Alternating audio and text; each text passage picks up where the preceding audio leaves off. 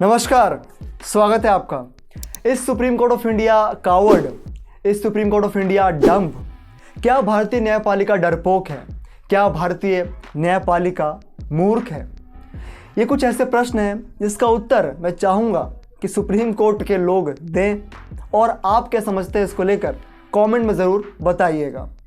अभी हाल ही में supreme court of India ने 4 ऐसे वाक्य कहे जिससे समझ में ये आ रहा है कि सुप्रीम कोर्ट ऑफ इंडिया डरपोक है, वो एक विशेष समुदाय से डरती है, और सुप्रीम कोर्ट ऑफ इंडिया ने जस्टिस को सैक्रिफाइस कर दिया एक विशेष कम्युनिटी को बुरा ना लग जाए इस वजह से। अब कौन सी कम्युनिटी है, क्या पूरा इशू है, आज की इस वीडियो में उसको डिस्कस करूंगा। तो अभी हाल ही में एक पीआईएल डाली गई थी अश्विनी कुमार उपाध्याय जी द्वारा सुप्रीम कोर्ट ऑफ इंडिया में, जिसमें मांग ये थी कि एक रीनेमिंग कमीशन का गठन करा जाए, और वो रीनेमिंग कमीशन रिसर्च कर ये पता लगाए कि भारत में ओरिजिनल नेम्स क्या थे सिटीज़ और टाउन्स के, और फिर से वो ओरिजिनल नेम्स कर दिए जाए, क्योंकि जो अभी भी इन्वेडर्स के ऊपर नाम रखे गए हैं शहरों के, नगरों के, वो गुलामी के प्रतीक है, वो गुलामी की निशानी है, और इसको जो है हमको ख़त्म कर देना चाहिए।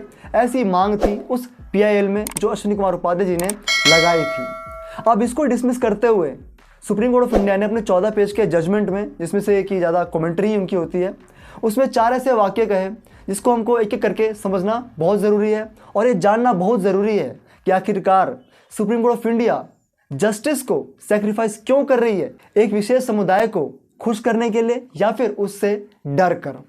नंबर 1, वो कहते हैं कि it would keep the country on boil. Number 2, we can not wish out a selected part of our history. Number 3, the history of a country should not haunt its present and future generations. And number 4, India is a secular country, that's why we cannot revert the original names of cities and towns that were earlier, that were before the invaders. ये कुछ 4 ऐसे कथन हैं जो supreme court of India ने अपने उस 14 page के जजमेंट में कहा। अब एक करके इसको समझते हैं। पहला, it would keep the country on boil.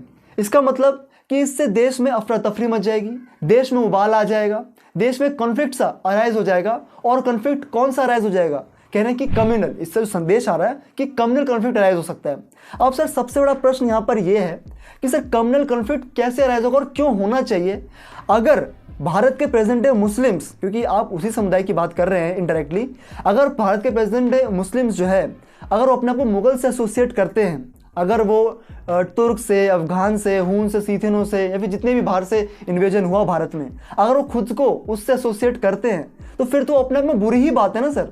क्यों किसी को अपने आप को एक बारबरिक, एक क्रूअल व्यक्ति से एसोसिएट करना चाहिए, जो कि एक गलत बात है। तो सर फिर किस तरीके से आप ये कह रहे हैं कि इससे उबाल आ जाएगा, और इसके लिए आप न्याय को, जस्टिस को, और जो वो सिविलाइजेशनल कॉन्शियसनेस है उसको आप मरे रहने की बात करते हैं सर। और इस पर हाल ही में भी जयसाई दीपक ने भी इंडियन एक्सप्रेस में एक अच्छा सा अपना एडिटोरियल लिखा है, जिसमें धागे खोल दिए हैं जयसाई दीपक जी ने सुप्रीम कोर्ट की इस अपने बयानबाजी के ऊपर। जो सुप्रीम कोर्ट ऑफ इंडिया की जो ये 14 पेज की जजमेंट है, उसमें खुद जयसाई दीपक ने भी ये कहा कि supreme court of India fail हो गई उस सेंट्रल इशू को ही एड्रेस करने में जो पीआईएल के अंदर मांग थी, और ये रेस्टोरेटिव जस्टिस के खिलाफ है। ऐसा जयसाई दीपक जी ने अपने उस एडिटोरियल में जो इंडियन एक्सप्रेस में उन्होंने लिखा। तो यहाँ पर हम क्यों ऐसा कर रहे हैं कि हम जस्टिस को ही सैक्रिफाइस कर दे रहे हैं एक विशेष समुदाय को बुरा ना लग जाए इस वजह से, और वो विशेष समुदाय अपने आप को क्यों उससे वो एसोसिएट कर रहा है। और बाकी और भी जो 3 सेंटेंसेस हैं, वो 3 सेंटेंसेस भी इन्हीं सब के इर्द गिर्द ही हैं। दूसरा, कहते हैं कि we can not wish out a selected part of our history. तो यहाँ पर सर किस प्रकार से एक selected part of history wish out हो जाएगी, कैसे वो वाइप आउट हो जाएगी सर? अगर मैं ये चाहता हूँ कि जो नाम रखे गए भारत के अंदर शहरों के, टाउन्स के, उन क्रूर लोगों के ऊपर, और सर क्रूर लोगों के ऊपर जब नाम रखे जाते हैं किसी चीज़ के, तो वो कहीं ना कहीं एक नेगेटिव मैसेज होता है, एक गलत संदेश होता है, क्योंकि किसी के ऊपर नाम रखना किसी चीज़ का, वो अपने आप में उसको सम्मान देना हो जाता है। तो यहाँ पर उसको ठीक करा जा रहा है। ये एक जस्टिस के तौर पर इस देश के सिविलाइजेशनल कॉन्शियसनेस को जिंदा रखने के लिए, उसको फिर से सचेत करने के लिए एक प्रयास होना चाहिए, और इसको आप कह रहे हैं कि नहीं होना चाहिए क्योंकि इससे एक selected part of history wish out हो जाएगा। सर कैसे विश आउट हो जाएगा? इससे ये चीज़ तो नहीं खत्म हो जाएगी कि इस देश में मुगल नहीं आए थे, इससे ये तो नहीं खत्म हो जाएगी इस देश में अफगान, तुर्कों का और बाहर से सेंट्रल एशिया से कोई भी इन्वेजन भारत में नहीं हुआ था। इससे कोई हिस्ट्री तो वाइप आउट नहीं हो रही है सर। भारत की आज़ादी के बाद भी जो लोगों ने गलतियां करी उसी नाम को कंटिन्यू करने के लिए उस गलती को सुधारने की बात यहाँ पर कही जा रही है, ना कि ये कहा जा रहा है कि इससे पूरा इतिहास खत्म हो जाएगा कि इस देश में मुगल आए थे, इस देश में तुर्क आए थे, या फिर इस देश में कोई इन्वेजन भी हुआ था और इससे कोई एक particular selected part of history wipe out नहीं हो रही है। अगला, the history of a country should not haunt it's present and future generations. अब कौन सी प्रेजेंट जनरेशन और कौन सी फ्यूचर जनरेशन इससे हॉन्ट हो रही है सर? फिर वही वाली बात, मतलब वही वाला एक पूरा सेंट्रल जो चीज़ निकल कर आ रही है वो यही है कि एक पर्टिकुलर कम्युनिटी को जज साहिब एसोसिएट कर रहे हैं उन मुगलों से, उन इन्वेडर से।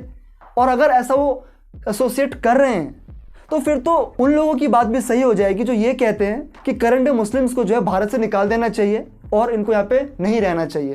तो उनकी बात सर आपकी वजह से सत्य हो रही है, क्योंकि आप जो है उनको उन इन्वेडर से एसोसिएट कर रहे हैं।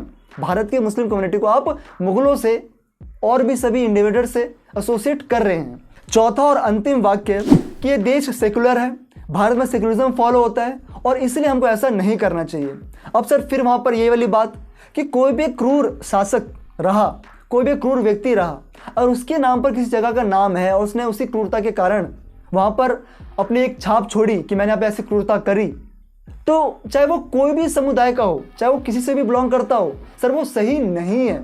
आज कोई भी अपना नाम जयचंद रखना नहीं चाहता है क्योंकि उस नाम की एक शुद्धता खत्म हो चुकी है कहीं ना कहीं। जो निर्भया के साथ जिन्होंने बुरा करा, जो उन लोगों के नाम है, कोई अपने आप को उससे एसोसिएट करना चाहेगा सर? नहीं करना चाहेगा। और नहीं चाहेगा कि कोई उनके नाम पर क्या कहते हैं कुछ ऐसी जगहों के नाम रख दिया जाए, फिर जो है बताया ये जाए कि ये नाम जो है उस व्यक्ति के नाम पर है जिसने निर्भया के साथ ये क्रूरता करी थी, उसके नाम पर रखा जा रहा है। तो सर ये किस हद तक बात गले उतरी किसी के?